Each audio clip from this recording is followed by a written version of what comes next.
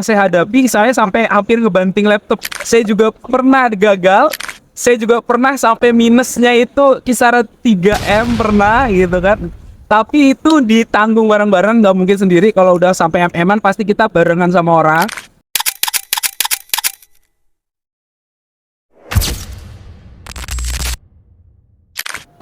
Perkenalkan, nama saya dari Halim.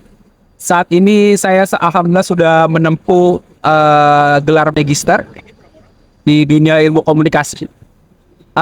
Dulunya saya sempat kuliah juga di S1-nya di D4, di bidang animasi.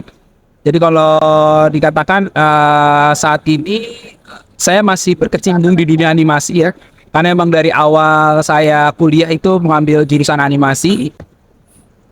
Kalau untuk S2-nya memang untuk membantu saya, untuk bekerja juga, untuk mendapatkan klien juga, karena saya pikir ketika animator itu menjadi suatu profesionalitas gitu ya, itu kita butuh mencari klien juga kan. Nah di situ tuh butuh namanya ilmu komunikasi, maka saya ngambil magisternya di dunia komunikasi gitu.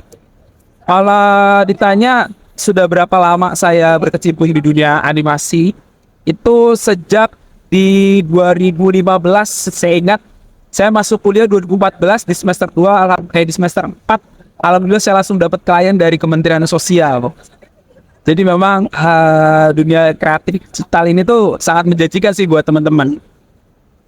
Ya karena tadi domainnya itu saya pikir bahwa demand itu banyak yang butuh gitu ya, tapi ternyata penyediaannya itu sedikit gitu ya. Apalagi itu di tahun 2015.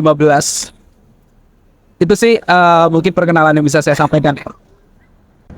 Oke Bang Dari, mungkin ini pertanyaan yang pertama nih Bang. Sebenarnya apa sih yang mendorong Abang itu memilih usaha di bidang editing ini, khususnya di bidang animasi ya Bang? Dan apakah bidang yang Abang terjuni ini sesuai dengan minat, bakat, dan kemampuan yang Abang punya? Ini bisa ceritakan Bang Dari?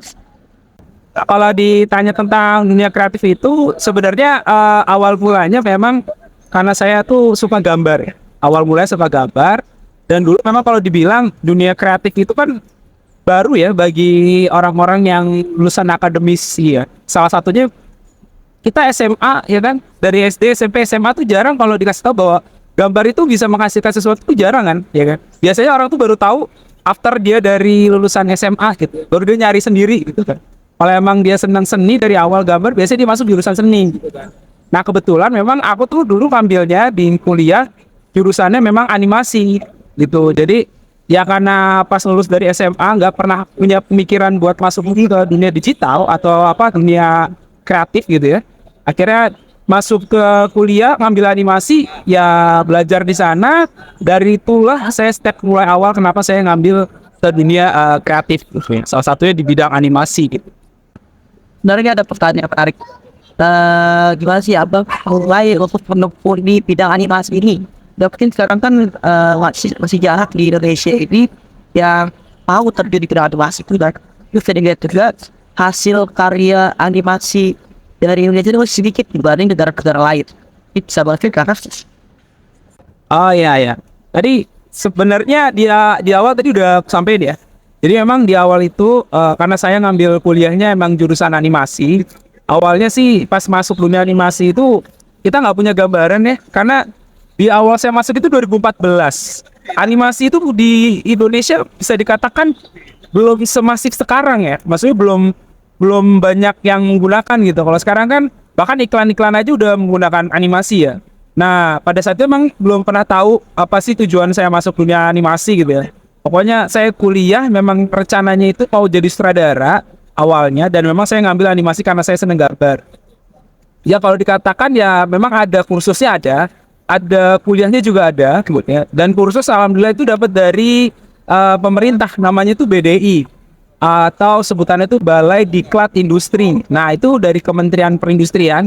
Ya memang ciptain beberapa anak-anak yang memang tertarik di bidang animasi untuk menjadi entrepreneur gitu ya, atau memang ya masuk industri animasi lah kayak gitu. Itu awal mulanya kenapa saya start di bidang animasi sih. Pertanyaan selanjutnya nih Bang, apa yang menginspirasi Abang untuk memulai usaha di bidang editing, terutama dibandingkan dengan profesi lain di industri kreatif? Ya, sebenarnya industri kreatif itu banyak jenisnya ya, banyak polanya ya kan. Bisa dikatakan salah satunya memang di animasi ya kan. Tapi kan ada model-model dari industri kreatif digital yang lain ya kan. Mulai dari gambar mungkin penjualan gambar di DeviantArt gitu kan. Terus juga kalau di dunia kreatif itu selain ada animasi itu juga ada musik ya. Musik itu tahu saya juga bagian dari kreatif digital ya kan.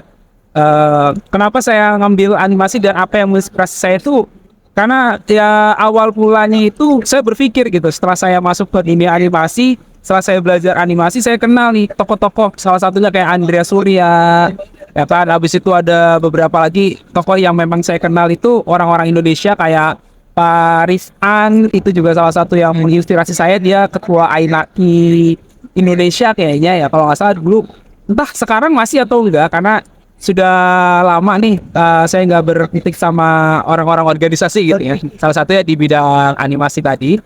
Nah itulah yang menginspirasi saya bahwa ternyata orang Indonesia itu ada loh yang bisa berhasil gitu kan. Dari dia ngebuat suatu digital kreatif gitu kan. Salah satunya di bidang animasi kayak gitu sih. Lihat apa aja nih bang tantangan utama yang abang hadapi dari sisi sendiri? Kalau ditanya tantangan pasti banyak ya. Salah satu yang paling utama itu adalah edukasi. Ya, karena memang industri kreatif digital ini terbilang baru kan dibandingkan industri yang lain gitu ya, di Indonesia gitu ya. Jadi kita buat ngasih tahu orang lain seberapa pentingnya sih kamu tuh menggunakan animasi itu, menurut saya itu tantangan yang paling besar. Kayak kita pitching ke beberapa perusahaan gitu ya. Salah satunya aku pernah dapat di perusahaan, saya mungkin gak sebut namanya gitu ya. Di satu perusahaan pemerintah, itu kita datang ke direksi-direksi, kita sampaikan kenapa Anda itu butuh animasi. Kenapa Anda itu butuh iklan yang menggunakan animasi. Ya, salah satu contohnya mau menjelaskan tentang sebegitu rumitnya sistem. Kalau di videoin kan kita nggak bisa ya ngelihat sistem itu bagaimana gitu, cara kita videoin gimana kita nggak bisa. Nah itu menggunakan animasi. Nah itu yang menurut saya tantangan paling besar di dunia animasi atau di digital kreatif industri ini ya, memberitahu klien atau mengajarkan klien atau mengedukasi klien bahwa animasi itu penting dan harganya itu juga nggak boleh disepelekan gitu. Nah itu tuh penting sekali karena kita hidup kan kalau profesionalitas kan dari uang ya pasti ya. Profesi itu kan kenapa dikatakan profesional kan karena profesinya kita. Otomatis saya menjual animasi untuk mendapatkan kelangsungan hidup gitu. Nah itu juga penting. Jadi mengedukasi bagaimana orang lain itu bisa mengerti dan bisa paham di dunia industri kreatif. Itu sih yang penting. Pernah nggak abang misalkan ada klien yang punya suatu permintaan yang sendiri dan juga tidak sesuai dengan ekspektasi ya, gimana apa tantangan? Iya ya. Ini sering sih pasti. Sering terjadi. Jadi memang kadang gini ya. Kita tadi kan aku bilang di awal ya. Edukasi animasi itu di Indonesia terbilang sedikit ya kan. Ya saya bilang maksudnya belum semasif itulah. Tapi nggak tahu kalau sekarang mungkin udah banyak yang tahu ya. Buktinya beberapa brand-brand juga udah menggunakan animasi ya dalam suatu layanan iklannya gitu ya. Nah yang terbesar itu yang pernah saya hadapi, saya sampai hampir ngebanting laptop. Alah saya nggak bisa buat animasi saya. Itu saking stresnya karena kadang klien itu ya kan, klien itu pengennya kayak gini gitu, tapi dia nggak ngerti nih cara ngebuat ini tuh seperti apa gitu kan. Sesulitnya tuh seperti apa ya kan. Dan dia ngasih budget untuk mendapatkan achievement itu tuh seberapa itu kadang tidak terukur gitu. Maka takarannya itu masih kurang di Indonesia menurut saya. Maka tadi saya bilang tantangan terbesar tuh edukasi orang-orang berapa pentingnya animasi, berapa harga yang pas gitu kan. Nah itu yang menurut saya tuh sangat greget gitu ya. Nah problemnya kenapa saya hampir ngelempar laptop itu ya karena tadi ekspektasi terlalu besar tapi dana yang dikirimkan terlalu sedikit gitu kan. Nah kalau udah kayak gini gimana cara kita menyelesaikan, ya kita selesaikan dulu ini videonya. Perkara nanti dia mau suka atau enggak itu urusan belakang. Yang penting ada project harus sampai selesai, kita kasih deliver dengan waktu yang tepat kayak gitu ya. Saya menggunakan yang lain atau bagaimana, karena kadang ketika kita frustasi itu bukan berarti kita nggak bisa buat, tapi memang karena otak kita lagi buntu aja ya kan. Karena kan di industri kreatif tuh butuh mood yang bagus ya kan, butuh kita punya ketenangan mental ya kan, baru kita bisa ngeciptain suatu produk animasi kan gitu kan. Nah kalau udah kayak gitu gimana caranya? Saya biasanya manggil orang lain. Jadi ada orang lain yang saya kenal yang memang dia bergerak di dunia yang sama. Saya tanya, ente mau bantuin saya nggak? Gitu. Kalau kamu bantuin sini, saya kasih sekian. Mau nggak? Kalau mau, oke kita sama-sama kerjain. Ini selesai, biasanya saya kasih bonus lagi. Kalau dia bisa menyelesaikan lebih dari waktu yang ditentukan. Gitu. Lebih cepat maksudnya, bukan lebih lama gitu. Kayak gitu sih biasanya. Oke, mungkin sekarang udah mulai bahas terkait keuntungan dari Shopee nih Bang. Pertama, seberapa besar sih peluang yang ada di bidang editing dan khususnya animasi ini? Mungkin bisa dijelaskan? Ya, kalau ditanya tentang peluang, jujur ini besar banget.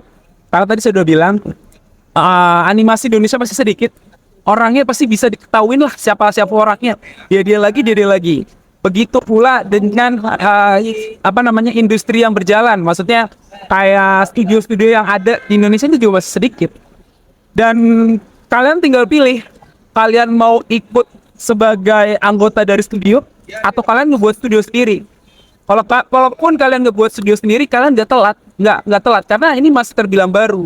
Banyak orang-orang yang nggak bisa, banyak orang-orang yang mencari bagaimana kita ngebuat suatu video iklan, ya kan? Bagaimana kita membuat suatu video info gitu kan? Kalau sebutannya itu apa ya? Aku agak lupa. Kalau di desain itu namanya infografik, tapi kalau di video tuh 20 lupa namanya, pokoknya itulah. Nah itu tuh orang masih mencari gitu loh. Bahkan di sekelas pemerintahan pun masih ngebuka tender untuk itu. Dan kalian bisa banget ikut tender itu, karena saya udah pernah nyoba. Saya juga pernah gagal. Saya juga pernah sampai minusnya itu kisaran 3M pernah gitu kan. Tapi itu ditanggung bareng-bareng, nggak mungkin sendiri. Kalau udah sampai MM-an pasti kita barengan sama orang. Dan memang itu minus karena project yang saya tepatin itu gagal, bukan secara animatornya, tapi secara konstruktifnya. Jadi project dulu tuh saya ngebuat suatu game inovatif ya. Jadi memang game inovatif itu interaktif game. Ada gamenya, ada produk animasinya. Yang saya buat produk animasinya. Yang dibayar sama dinas itu hanya produk animasinya. Karena yang problem itu konstruktifnya. Jadi kayak kalau ada VR yang rusak tapi di VR enggak. Nah itu minus itu. Kita minus ya mau gak mau karena kita as a team ya kita selesaikan minusnya dengan project-project yang lain kayak gitu. Wah, berarti memang sangat menjanjikan banget saya tidak editing animasi ini. Akhir nih Bang, Abang boleh memberikan closing statement nih untuk sesi wawancara kali ini. Pesan apa yang Abang sampaikan untuk para pemula di luar sana yang ingin mulai usaha di bidang edisi? Kalau pemula itu paling pas saya katakan adalah jangan beli alat-alat yang memang di luar dari kapasitas kalian. Maksudnya apa? Belajar dulu yang banyak, gitu kan. Kalau emang kalian bisanya gambar dulu di kertas, ya kan. Kalau misalkan di kertas sudah bisa, baru beli Cintiq atau Wacom. It's okay, gak apa-apa. Jadi jangan ketika kalian mau ngebuat suatu produk mau berkutik di bidang industri ini gitu ya, kalian langsung berpikir, wah karena dunia editing, karena dunia animasi, berarti gua harus beli komputer yang spek dewa gitu. Kalau anak-anak sekarang ngomong spek dewa ya kan, berarti speknya harus gede, ini harus besar. Kalau kalian tidak ada kebutuhan, buat apa? Yang nantinya bukannya kalian malah fokus kepada industri itu, kalian malah jatuh nanti ke game atau game nggak salah, tapi maksudnya kalian nggak bisa fokus terhadap apa yang mau kalian tuju. Gitu ya. Jadi saran aku, perbanyak ilmu dulu, itu step awal ya. Kalau kalian udah punya ilmunya, baru kalian beli, ya kan. Jangan sampai kalian beli dulu, tapi kalian nggak paham cara pakainya, sayang gitu. Kalau emang kalian jagonya di bidang motion graphic, buat apa beli Cintiq? Kalau kalian jagonya di Cintiq gitu kan, di gambar gitu kan, ya buat apa kalian beli speknya yang lebih besar daripada itu gitu loh. Melebihi kapasitas 3D gitu. Kalau emang kalian jago di 3D, ya udah sekalian aja main di 3D gitu kan. Maksudnya gitu. Jadi tentukan dulu kalian itu di mana gitu. Kalian siapa, kalian di mana, baru kalian penuhi tuh weapon-weaponnya. Nah, kalau udah itu jadi, insya Allah kalian tinggal cari kliennya aja kayak gitu. Klien pasti banyak kok yang ngantri. Menurut saya pribadi apa ya? Coba aja dulu. Kalau misalkan kalian pengen masuk dunia animasi, jangan setengah-setengah lah ya. Kalau udah nyemplung banget, cari klien di situ juga, karena masih banyak orang yang butuh dunia animasi saat ini. Jadi peluang kedepannya pasti masih banyak yang bisa kalian ambil. Apalagi era sekarang ini udah masuk era digital ya. Secara otomatis, perlahan-lahan, mereka pasti butuh digitalisasi dalam bentuk apapun. Begitu pula dengan digitalisasi dalam bentuk video. Kalau orang dulu video langsung gitu ya, kita nge-shoot orang lain, lama-kelamaan akan beralih nih. Kita buat aja dalam bentuk animasi. Mungkin kayak gitu ya closing. Ya mudah-mudahan apa yang saya sharing sama teman-teman bisa bermanfaat kelak buat teman-teman juga ya. Gitu.